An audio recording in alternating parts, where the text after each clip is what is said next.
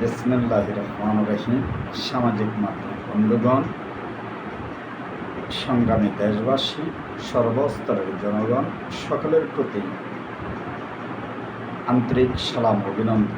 সংগ্রামী দেশবাসী, আমি অদমতি নগণ্য বারবার আপনাদের সম্মুখে আসি বিভিন্ন বার্তা নিয়ে। আজকে এসেছি অন্তর্বর্তীকালীন সরকারের মাননীয় প্রধান উপদেষ্টা যুক্তরাজ্যে ভ্রমণ ও বর্তমান রাষ্ট্রীয় বিভিন্ন সংবাদ মিডিয়া, বিভিন্ন বক্তব্য, বিভিন্ন পোস্ট, বিভিন্ন বিবৃতি নিয়ে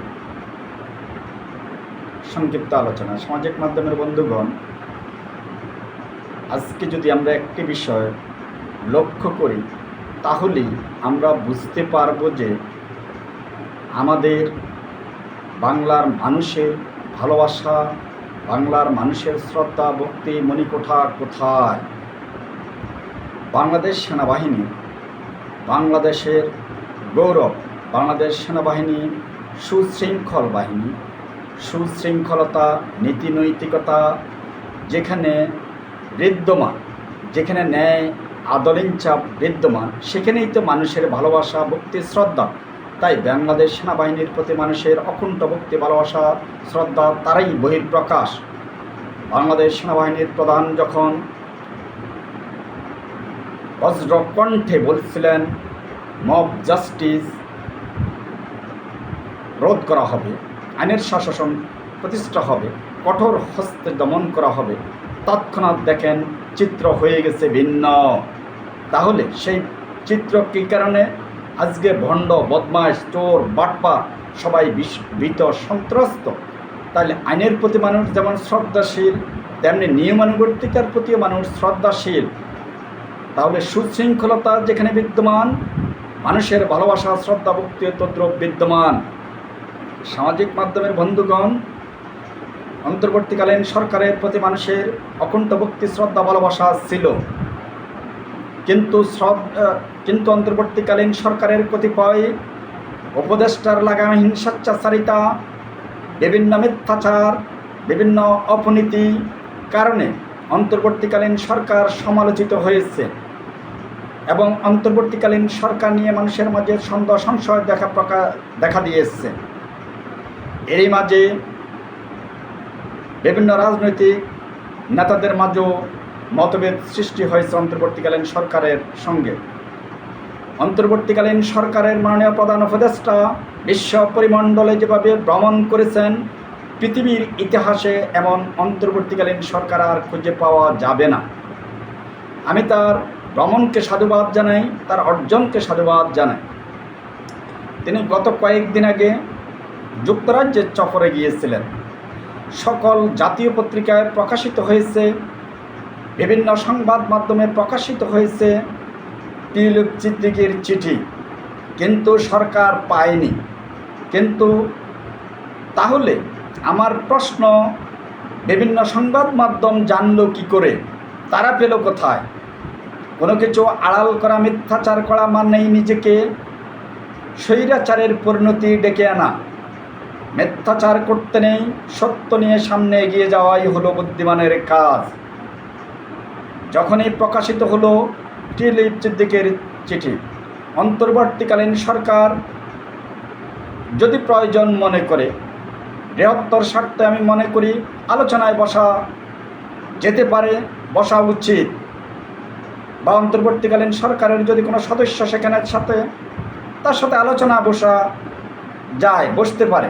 সে যেহেতু সে দেশের নাগরিক, এদেশের আসামি হতে পারে, তার সাথে আলোচনায় বসা হোক, তাকে বাংলাদেশে আমন্ত্রণ করা হোক, আইনগত প্রক্রিয়া তার বিচার ব্যবস্থা করা হোক।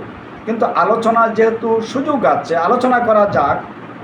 এতে আমি মনে করি যে আরেকটি ধার উন্মোচিত হবে। অপরাধী কখনোই অপরাধ করে পার পায় না। সংগ্রামী সামাজিক মাধ্যমের বন্ধুগণ, আমি আপনাদেরকে বলবো, অন্তর্বর্তীকালীন সরকারের অর্জন, অন্তর্কালীন সরকারের ভবিষ্যৎ নির্ভর করবে তার কৃতকর্মের উপর, তার যুগোপযোগী পদক্ষেপের উপর। তিনি আজকে রাজনীতিবিদদের সাথে যতটুকু দূরত্ব, তা যদি আগামীকাল আলোচনা নিরসন না হয় তা ভিন্ন খাতে প্রবাহিত হবে। মানুষের মণিকোঠায় স্থান নিতে হলে একমাত্র আস্থা অর্জন করতে হবে। কখনোই স্বেচ্ছাচারী হওয়া যাবে না। স্বৈরাচারকে আজকে যদি আমরা বলি স্বৈরাচার স্বেচ্ছাচারী নীতি, আপনি যদি সেই নীতি পালন করেন তাহলে আপনার মুখে স্বৈরাচার মানায় না। আর কেউ যদি আলোচনা করতে চায়, কেউ যদি আলোচনা বসতে চায়, আলোচনার দ্বার উন্মোচন করাই হবে বুদ্ধিমানের কাজ। সামাজিক মাধ্যমের বন্ধুগণ, অন্তর্বর্তীকালীন সরকার নিরপেক্ষ সরকার, অন্তর্বর্তীকালীন সরকার নির্বাচন দিবে, অন্তর্বর্তীকালীন সরকার ন্যায়নীতি প্রতিষ্ঠা করবে, অন্তর্কালীন সরকারের প্রতি আমার উদাত্ত আহ্বান, আইনের সুশাসন প্রতিষ্ঠা হোক। আজকে অনেকেই বলবো অন্তর্বর্তীকালীন সরকারের অনেকে স্লোগান দেয় 5 বছর। কারা দেয়? যাদের সমর্থন শূন্যের কোটায়। কারণ আজকে যদি ও সমর্থন দিতে যাই, আজকে যত অন্যায় অপরাধ অপবিচার হচ্ছে তা অন্তর্বর্তীকালীন সরকারের উপর বর্তাবে। অন্তর্বর্তীকালীন সরকারকে আইনের আওতায় আনতে হবে। আর যদি আইনের সুশাসন প্রতিষ্ঠা বা প্রতিষ্ঠিত থাকে, সেই ক্ষেত্রে অন্তর্বর্তীকালীন প্রশংসিত হবে। তাই আগামী 13 তারিখ আলোচনায় বিএনপির ভারপ্রাপ্ত চেয়ারম্যান জনাব তারেক রহমানের সঙ্গে অন্তর্বর্তীকালীন সরকারের আলোচনায় একমাত্র পরবর্তী অন্তর্বর্তীকালীন সরকারের ভবিষ্যৎ কর্মপন্থা এবং বাংলাদেশের গন্তব্য নির্ধারণ হবে বলে মনে করি। সেই সূত্রে আমি বলবো, যোগ্যোপযোগী সমোপযোগী ব্যবস্থা গ্রহণ করা হোক এবং অন্তর্বর্তীকালীন সরকারের থেকে যারা দুর্নীতি অপনীতিতে আবদ্ধ হয়েছে তাদেরকে অপসারণ করা হোক। এটাই আমার প্রত্যাশা। কারণ আজকে যেই স্বাধীনতা পেয়েছি, আজকে যেই বাক স্বাধীনতা অর্জিত হয়েছে, আজকে যেই গণতন্ত্রের দ্বার উন্মোচিত হয়েছে, তা একমাত্র যদি বলি দাবিদার বেগম জিয়ার অনড়নীতি। 17 বছর নির্যাতন, নিষ্ঠুর পৈশিক বর্বরতার শিকার এবং তারই সঙ্গে যুক্ত বিএনপির ভারপ্রাপ্ত চেয়ারম্যান জনাব তারেক রহমান। তিনি সারা বিশ্ব পরিমণ্ডলে ধীরে ধীরে সংকুচিত করেছিলেন স্বৈরাচারকে। তার এক এক র্যাবকে কালো তালিকাভুক্ত করেছিলেন, বিভিন্ন দপ্তরের কর্মকর্তাদেরকে তালিকাভুক্ত করেছিলেন। শুধু তাই না, টাকলা মুরারদের পরিণতি দেখেছিলেন।